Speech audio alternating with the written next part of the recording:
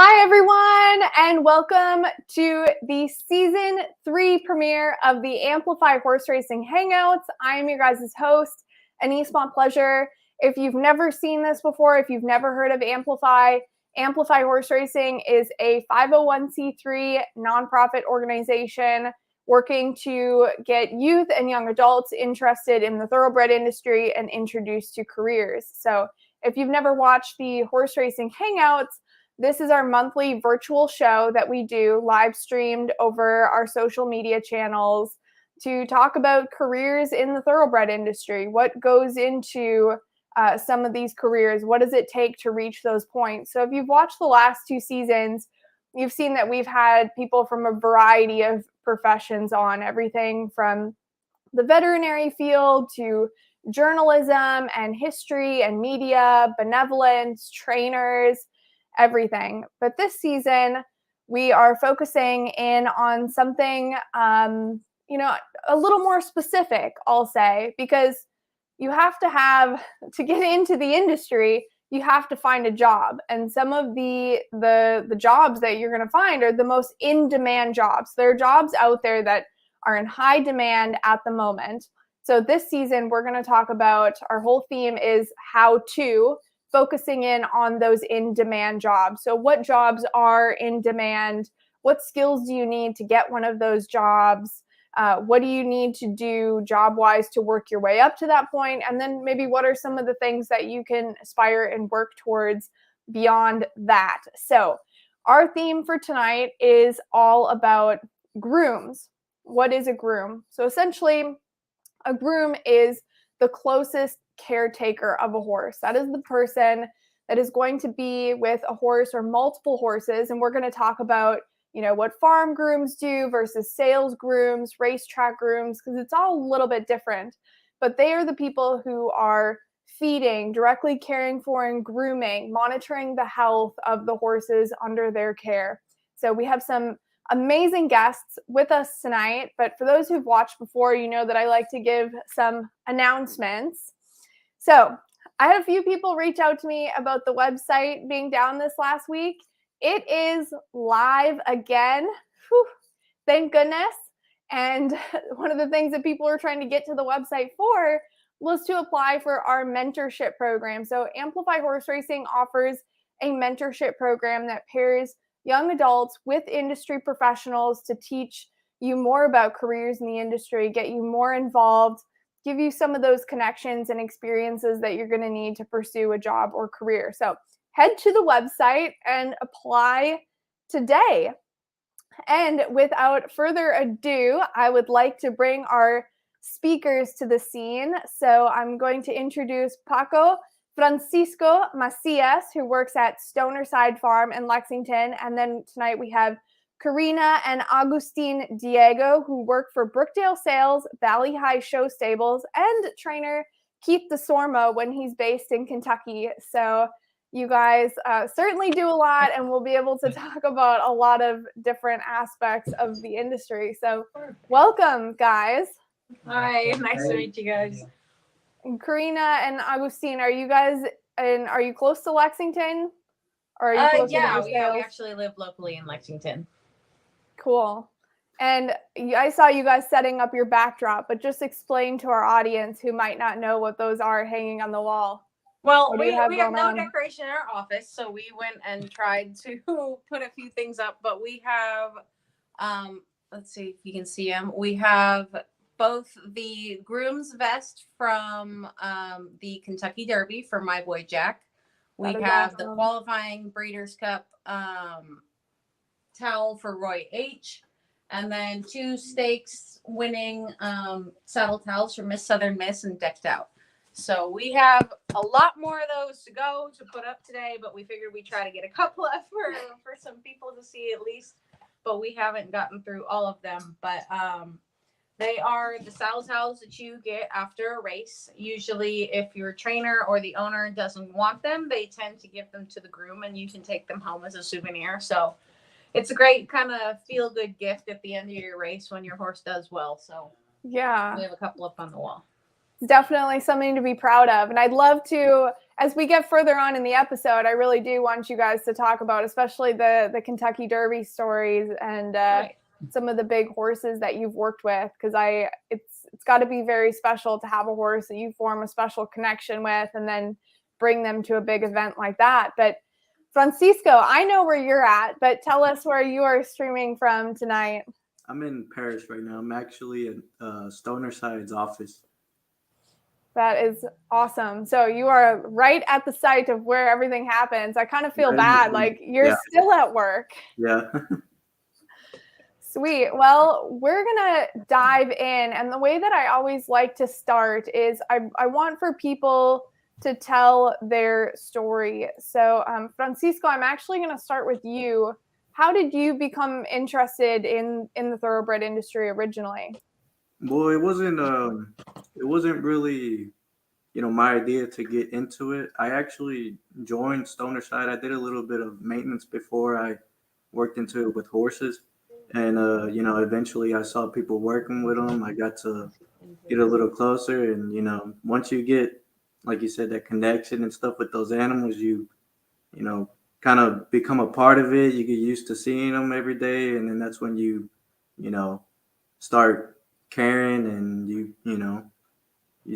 your mindset changes and you tend to like what you do. I mean, it becomes like a routine. You get used to them. You get to know every animal. They're all different, and it's a pretty fun experience. I mean, and so I'd imagine there's got to be a learning curve when you're first being introduced to horses. So what was that experience like when you actually started handling the horses for the first time? Was it intimidating? Did you already, have an idea of what went into being a groom, or was there quite a learning process along the way?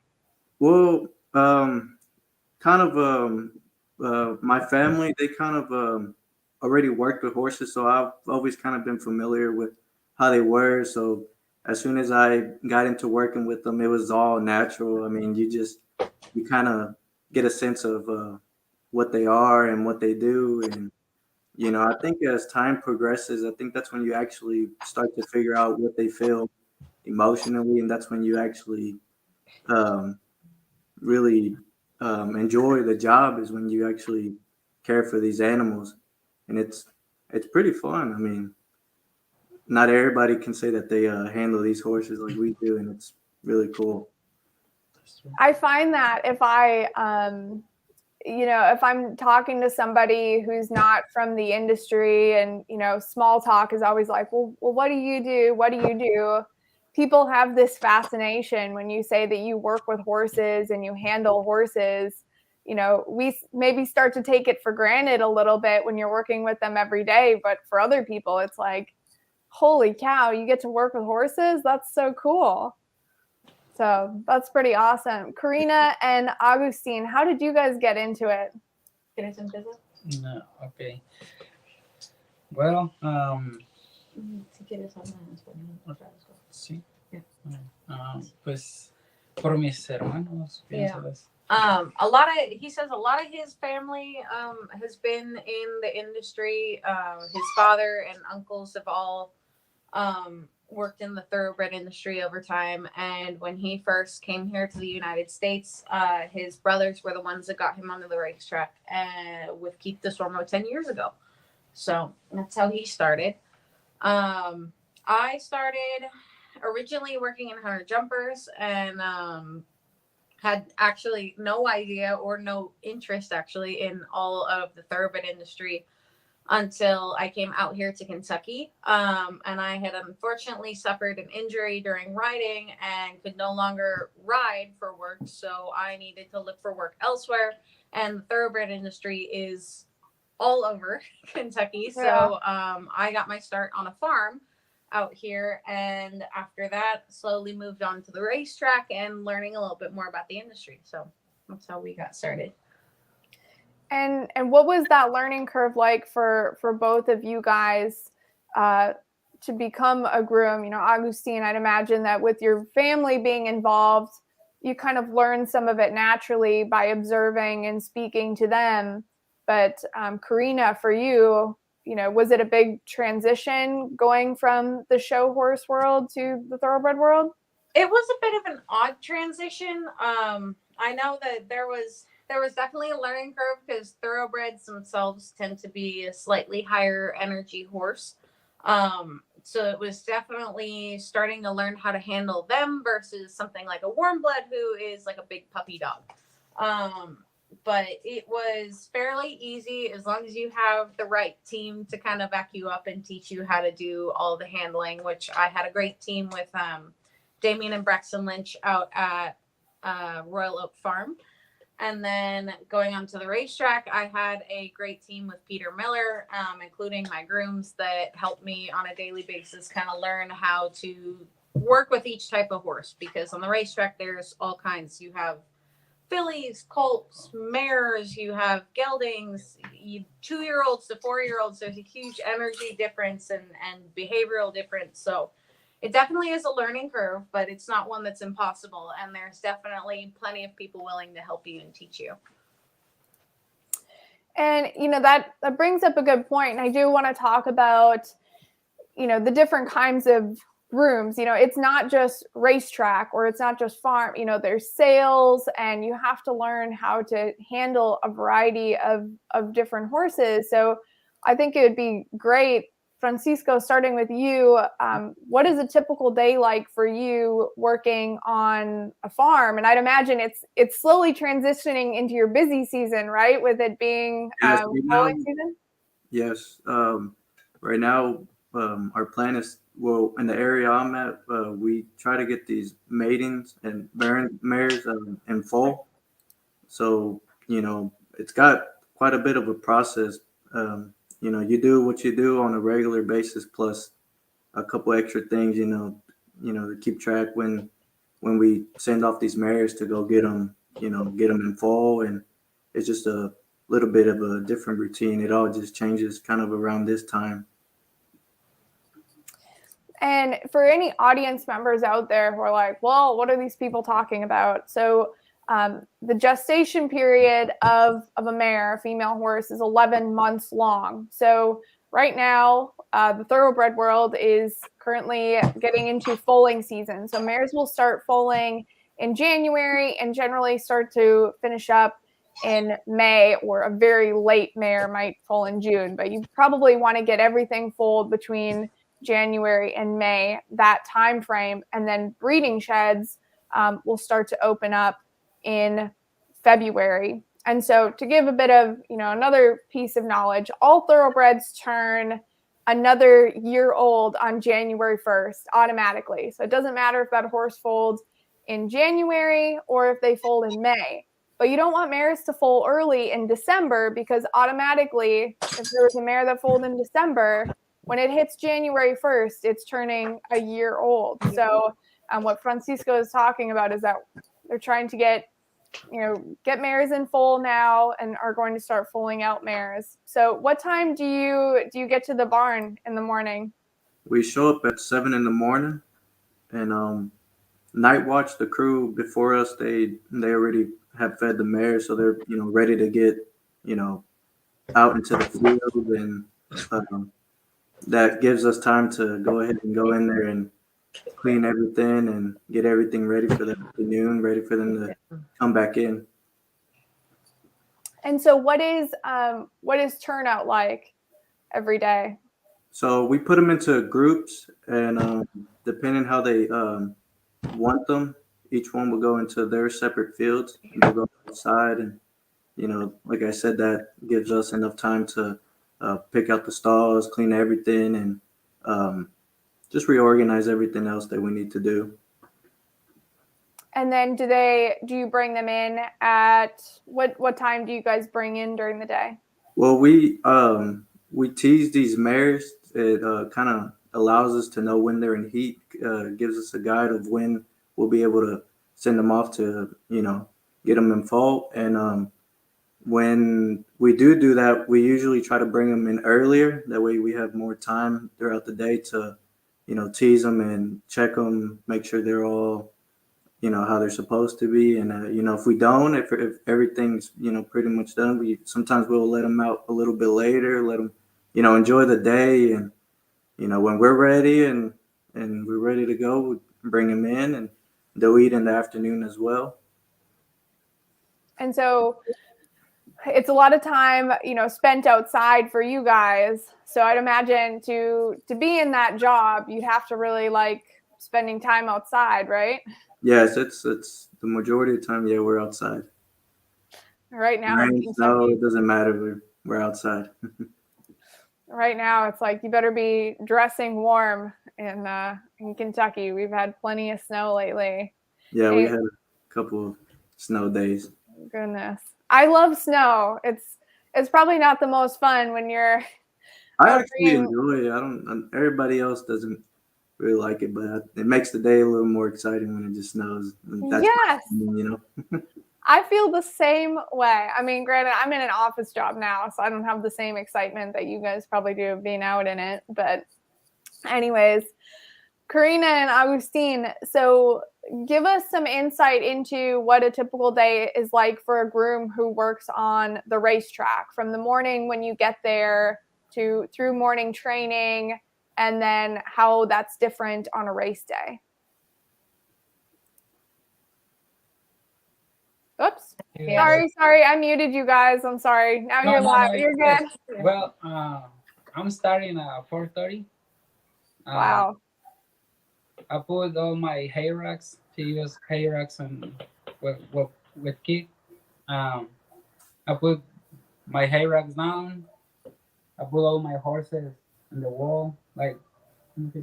Yeah, you hang all your horses on the wall from basically a cross tie. It's the racetrack version of a cross tie. There's only one of them, and they're tied basically from the front of their halter to the wall so that you can go in and groom them. Yeah, and after that you clean all the stalls, and check the list, because sometimes I starting at 5:30 the trainer, or sometimes at 6. After that depends the horse. I mean, so he kind of, once the set list gets going, you kind of start looking at which horses you're going to get ready, and what time they go to the track, what kind of tack they use, whether or not they need polos or they need some sort of other protective brace for their leg while they're working. So he'll go through and he'll get all of his horses ready at certain times so they can go out to the track and be ready to go. And just to add for viewers who don't know what a set list is, generally trainers will send horses out in sets in the morning. So they might have specific groups that will go out at a certain time.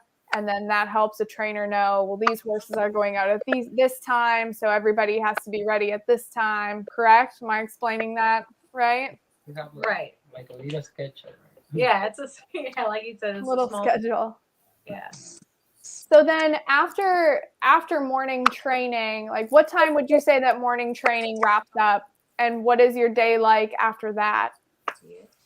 Around 11. Yeah, training usually finishes up at about 10 to 11, depending on the trainer. And then usually after that, you go back and you do the same thing. You put up your hay rack, you check your stalls again, go back and rake all the shadow, everything. Yeah. Make sure everything is clean. Yeah, clean your horses. Make sure their bandages are on for the night. Because we put on things like standing wraps, which help them not stock up for the 24 hours ish that they can be in their stalls. And feed horses and make sure that everything is nice and tidy and ready to go for the next day. And so how would it be different? How would your afternoons be different on a race day?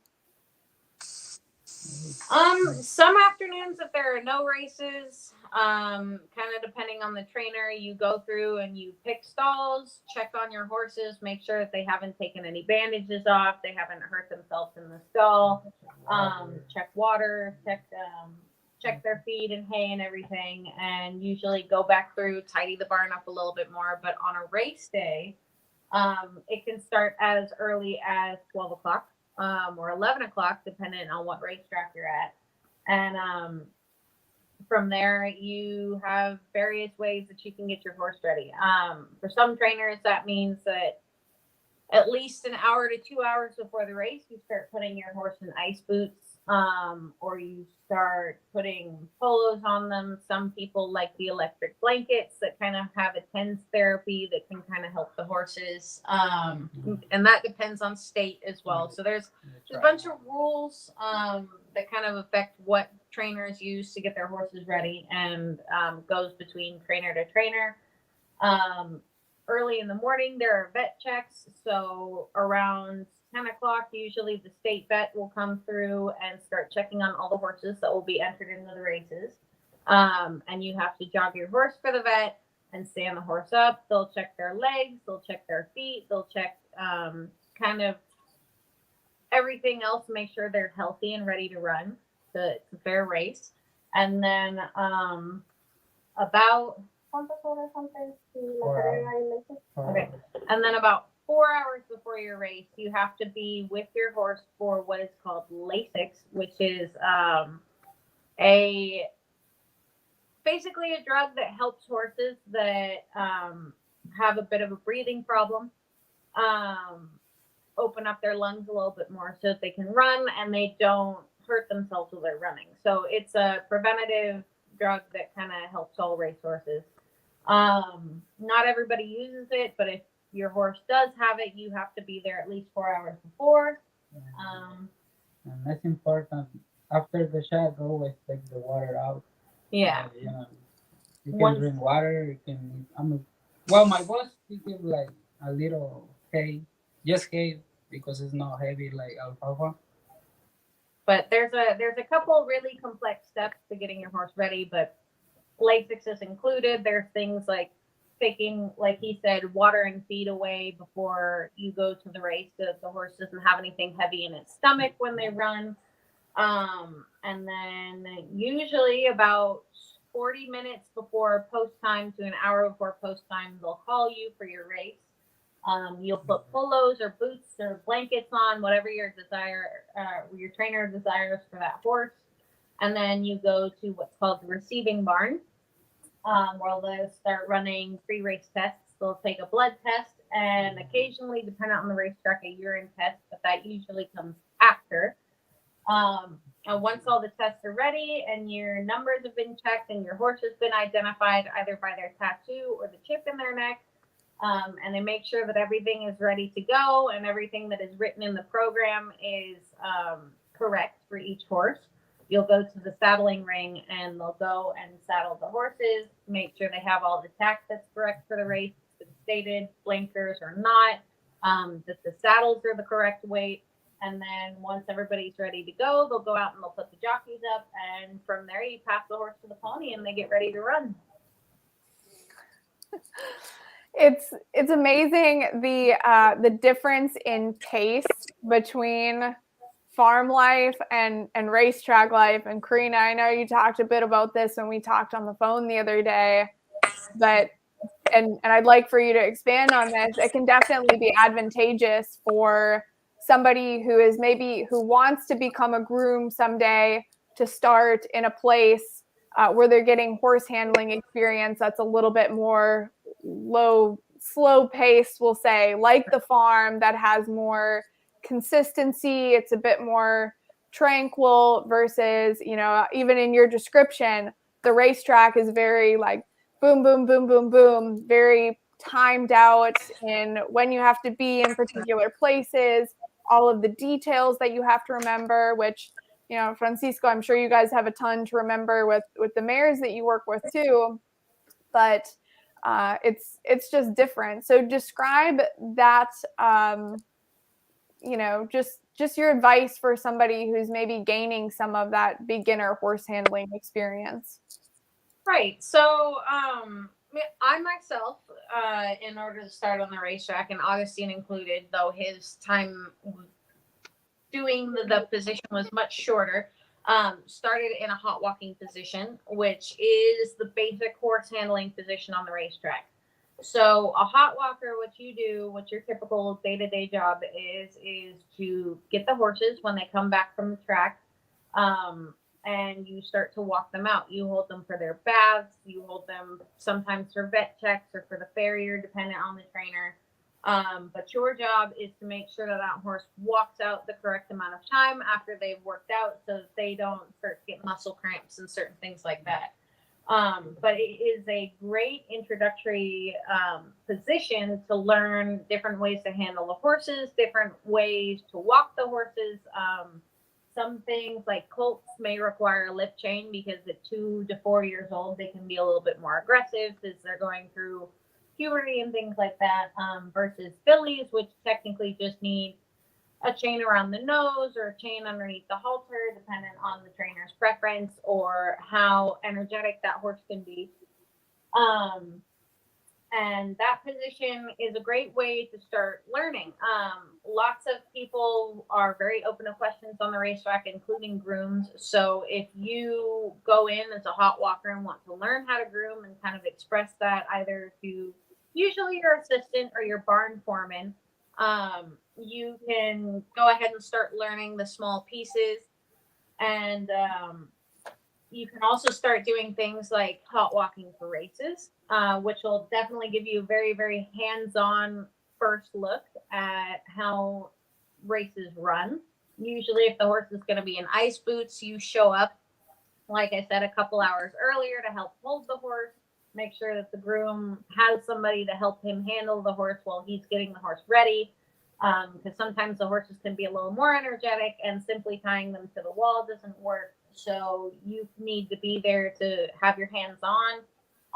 You also carry all the supplies to the race that you need, like a water bucket, because sometimes the trainers will rinse the horse's mouth as they're going to the race to give them little bits of water before they go.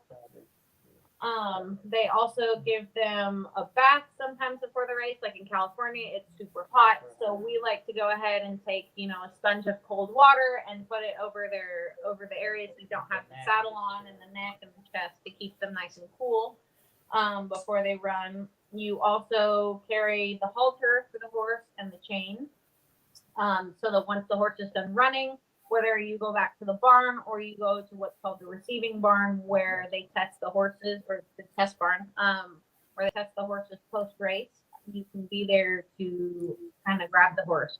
And so it's a great way to kind of see all of the small pieces to grooming and start to understand how they work, and slowly take on more and more pieces to learn the position. Like my husband, he had to learn after 3 days. So he was kind of thrown into the position, versus myself, who had a great groom who wanted to teach me while I wasn't walking horses. So anytime that I wasn't walking, he would bring me into the stall and kind of teach me the different ways to put on bandages, the different ways that they treat different hoof problems, and just basically the way that you get a horse ready for either the racetrack, or you get a horse ready for, the actual races, or just for their daily kind of rest after they're done training. So I had a great teacher, and he was kind of thrust into greatness, but Thrust into greatness. That's amazing. Right. That's a good way of putting it. Sometimes, and I guess that's probably a good lesson for anybody who's getting into the industry. I would say, it is important to seek out mentors and find a good teacher, but sometimes you do have to be kind of prepared to just be thrown into something and, just use your best judgment in certain situations. But just a question that I wanted to ask Paco, just is, after talking about all the, basically how fast paced it is at the track, and it's such a different life for the horses too, because as you mentioned, Karina, there is a lot of stall time. They're not always out running in green pastures all the time. Some horses might be hand grazed if there is an opportunity at the track to graze, or a space for that. But But Paco, have you ever had to experience, I guess I don't know how many years you've been at Stonerside for, but when you guys transition a mare, when she retires from the racetrack and comes to the farm, you know, what that transition period is to introduce her to having a lot more pasture time and having that turnout and that change in schedule? Yes. Well, um, usually when they retire a mare, they just, let her be free. They'll, you just check up on her and make sure if they have meds, keep up with that and bring them in like we do every other mare, And if anything pops up, treat them as well. But probably a lot of observational in the way, like you said, it's, you know, making sure that they're settling into that routine, that they're comfortable with being turned out. And I know I've worked with mares before where they loved being on the track and they want that job all the time. And so some horses are just like, I want a job, I want a job. And you know, it can be a transition for a mare to go from that really fast paced to the slow pace, being on a farm, not having that constant stimulation. But Paco, what is your favorite part of your job? Well, what I like about here is we do a little bit of everything. I mean, it's not just maiden and bearing mares. I mean, we have we met with the foals, and we experience how these babies are born. And it's pretty cool to watch them grow up. We teach them everything we do. We, from how to handle them, teaching the little ones how to bring them in and out. They get used to the routine, and we'll, start. We do this thing where you pick their feet. Just even things like that, teaching them how to pick their feet. All that's a really cool experience, and yeah. Did you find it challenging learning to work with the foals? I personally found that very challenging. Like they're yeah. I mean, it's like kids. They want to jump around and do a lot, but after a while, you figure out how to handle them. When they'll get a little rowdy, you figure out how to settle them down, and 9 times out of the 10, they're not gonna leave mama. So you're pretty much okay. I actually found, and I mean, I think that that's something that as you know, you guys have probably found this as you get more experience in the industry. A lot of people kind of have a preference whether they like farm life or whether they like racetrack life. I actually found it easier handling racehorses than the foals because the foals are so squirmy and it hurts when they kick you, and they will kick. And it's just a different kind of pace. But I'd imagine it takes a lot of patience to be able to, as you're teaching them to pick their hooves and taking them through that process. But Paco, have you had any young ones that you have worked with that have gone on to be very successful on the track? Well, I haven't been. I'm still, kind of new to a lot of this, but so far I've been here for 4 years. So far, every single year I had the opportunity to work with those foals, and hopefully when they get older, they grow to become champions. That's what I'm hoping for them. Maybe I'll see one of them and say, look, I taught that baby, since he was small.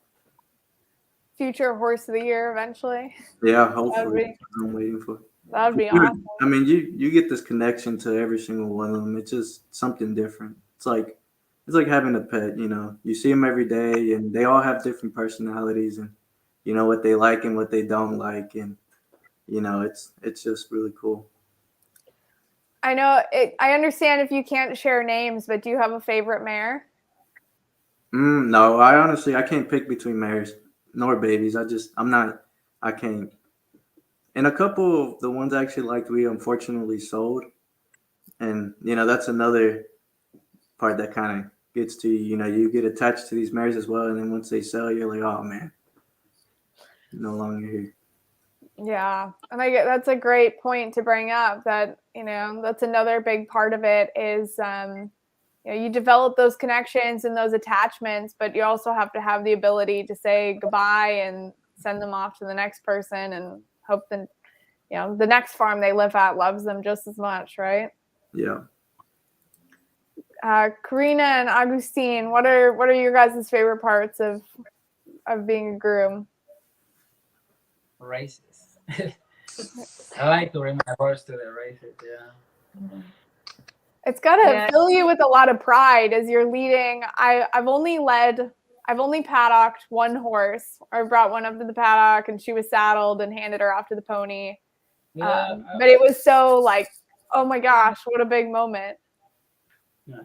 I think it's more like yeah, like Corey say, it's more is when you show your work, because It's kind of an opportunity for you to both not only show off the quality of your work, but also the quality of your horse, and the connection that you kind of make with your horse on the track. how you prepare your horse too, because I like to bring my horse shining and the best I can to the race. I mean, clean them up and make sure that they look nice and that they're behaving well. So kind of every piece that you've done, or every thing that you've done with the horse kind of leads up to the race, and then the race is the big moment where you kind of see whether or not all your hard work pays off or not. So that's kind of his favorite part of working on the track. And it's really cool, the tracks. I love it when tracks do best turned out awards for, you know, awards for grooms that have put in the extra effort to make sure that their horse comes into the paddock looking amazing, is impeccably well groomed, their horse is well behaved. And that's when you win that, it must be like, you know, it's extra special. yeah. Well, I win couple. He's got a couple best turned out. They limited him one day because he ran like 3 horses and they were all supposed to win, but then they realized it was the same groom and they couldn't keep giving him. That's amazing. They kind of give you like a nice piece of paper that's like a certificate that you won and a nice gift card. But I was gonna say, yeah, humble brag. Augustine's like, yeah, I've just won a couple best turned out awards. Just like a lot. Hey, that's awesome. You should brag about that. Yeah, he's been cut off more than once or twice. So. Karina, how about for you? What has been your favorite part? Well, between, you know, kind of every piece of the industry, because I worked in most pieces of it, just the connections that you're able to make with your horses on a daily basis, whether it's at the farm, at the sales, at the racetrack.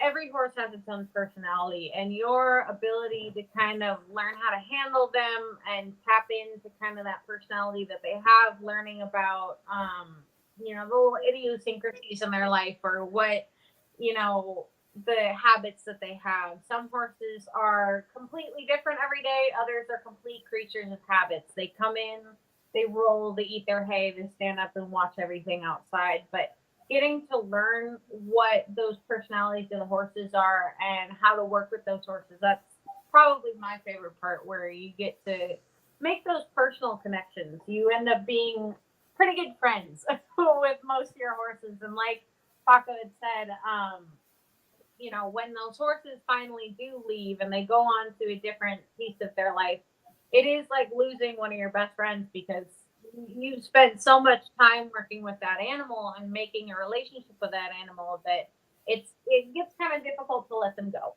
But it's very rewarding when you get to go to a race or you go to a sale and you do get to see your horse go off to an amazing new home, and you know that they're going to be, you know, in a great place, or they win that race, and it's just such a good feeling. The reward of all your hard work and seeing kind of like your baby, like you said, they're like kids, kind of seeing your kids go off and grow up in the world and start winning races and just kind of show their potential. That's definitely my favorite part.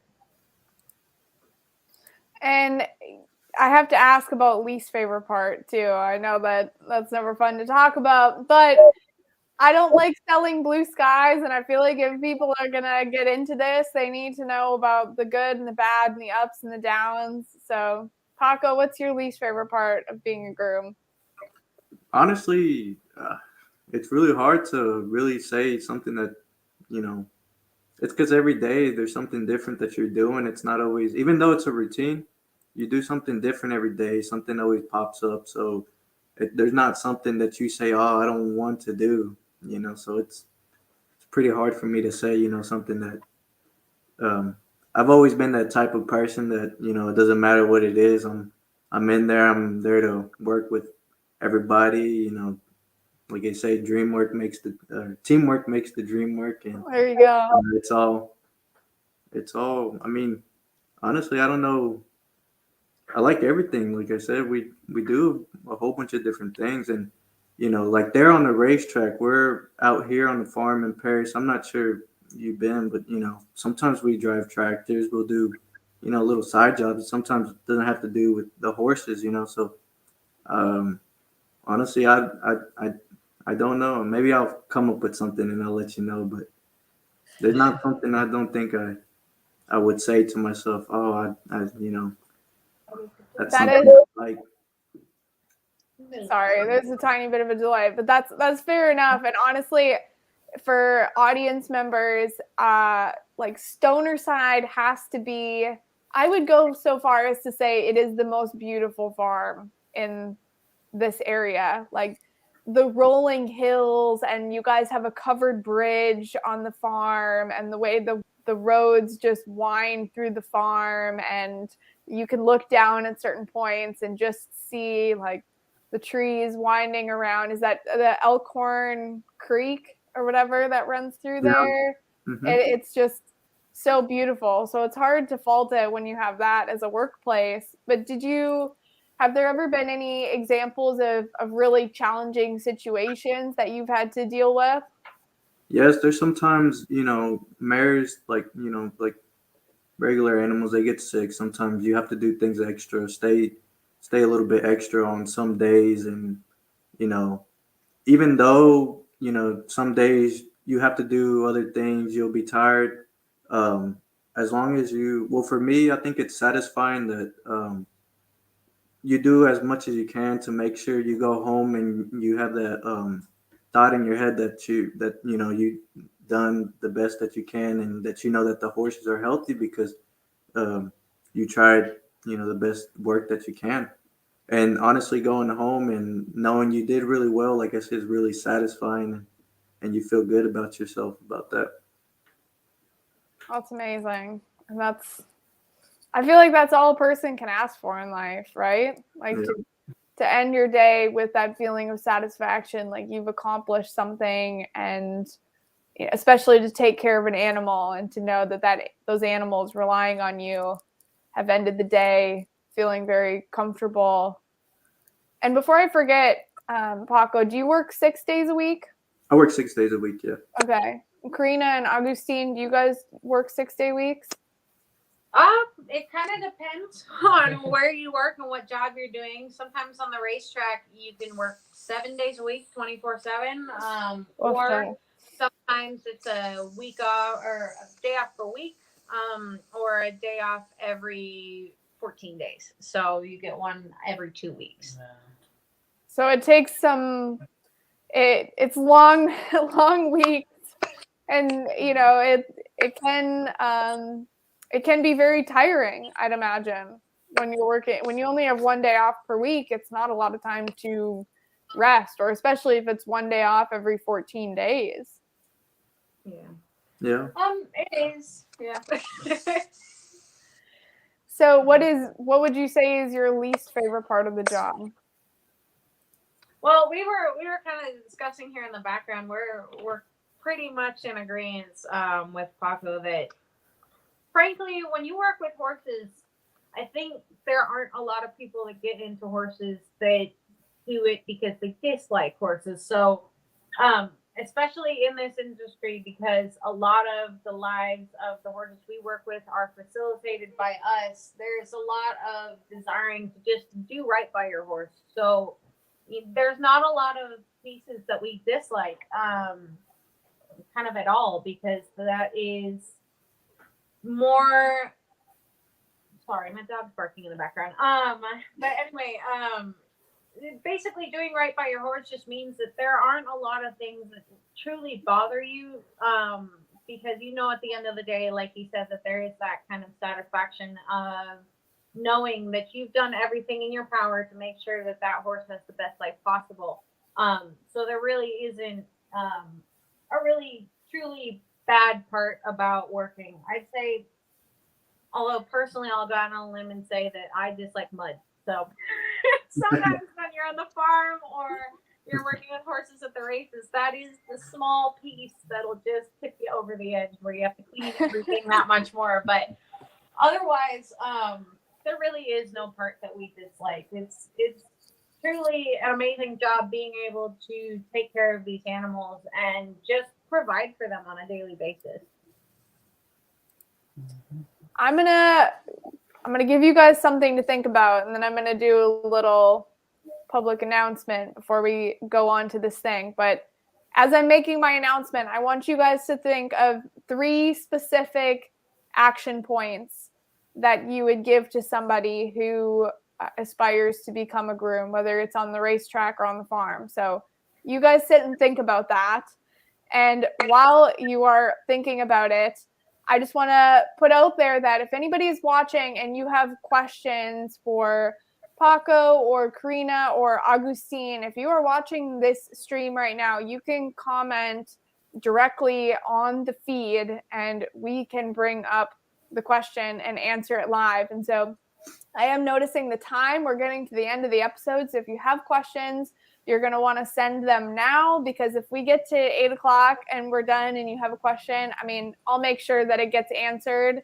If you email it to me, I'll send it to our guests and I will email you back. But send any questions now or forever hold your peace, or you have to send me an email. So I hope that's given you guys some time to think of your action points. Paco, I'll start with you. First, I don't know why I'm big. There we go. I think my first one would be just be confident. These animals, they know they can sit like you can sense their emotions. They can as well, to us. So, if they know that you're handling them with confidence, they're calm, you're relaxed. You can talk to them. Sometimes they can, get scared off of anything, and they'll do this little thing where they just stand up and you just calm them down, and you should be good. For my second one, I would say ask questions, usually to people that's been there for quite a bit of time. That way, everything gets done the right way. That way there's less I guess problems. Anything could happen. We all make mistakes, but if you ever have a question or something, it's good to ask that question. And thirdly, double check. Always double check everything. Ooh. Double check, because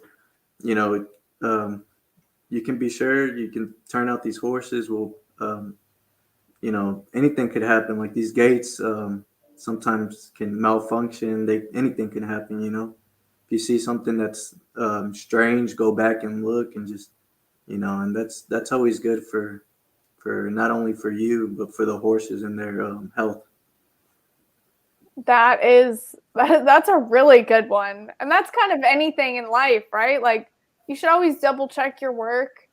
And this is like regular life advice on top of grooming advice. So just to go over those again, be confident, ask questions, and double check your work. Those are 3 really good points. And whoops. Hey guys.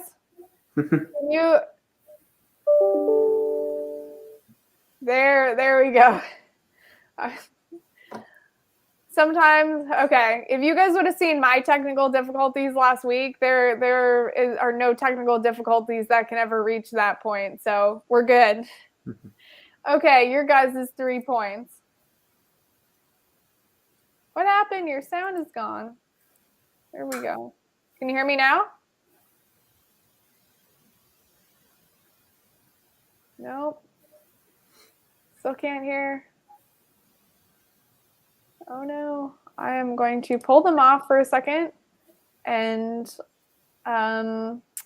anyway, so I'm just going to put out that call again for anyone that might have questions. This has been an awesome episode, and I felt like this was one that I really wanted to start with for the year because I feel like grooms they're essentially the foundation of the industry. Without horses, we wouldn't have the industry, but without grooms to care and provide the support for these animals, for these amazing athletes, we would definitely not have an industry. Last year, Amplify actually did a really cool project with the Kentucky Equine Education Project. For anyone out there who's like, hey, I think I want to, I'd like to learn more about what the day in the life of a groom is like.